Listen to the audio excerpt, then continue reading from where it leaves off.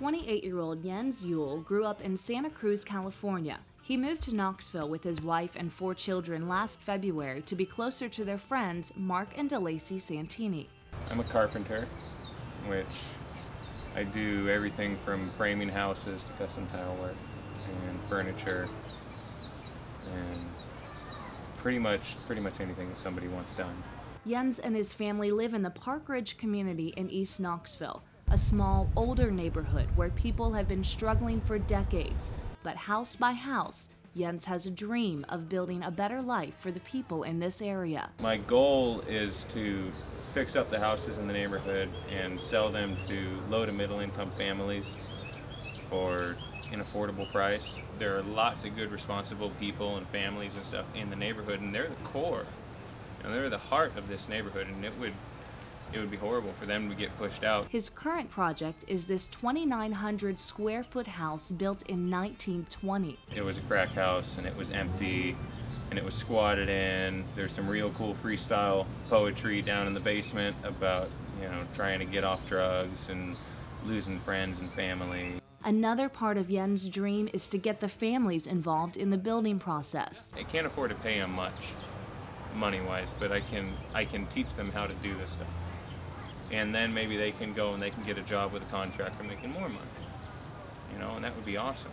I'm trying to teach people that you can't do it all alone. Everybody needs somebody else. Jens says his spiritual path finally came full circle after a few weeks at Crossings. I've always liked going to church, not really liked church people all that much through my life, but Crossings is definitely a bit different from that. Jens says he was reading his Bible one night, wondering what God wanted him to do with his neighborhood. With blind eyes, I flipped through the Bible, and I pointed at a passage, and that passage was Isaiah chapter 61. The Spirit of the Lord is upon me, because the Lord has anointed me to bring good news to the poor.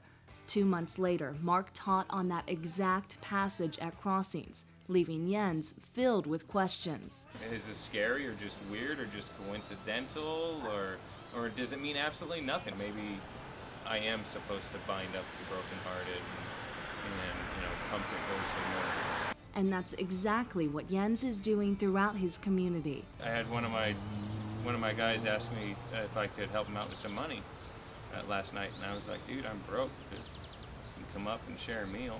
Jens recently prayed for a man on the streets asking him for money. I said, you know already that, gold and silver I do not have, but such as I have I give to thee in the name of Jesus Christ. May your heart be unbroken.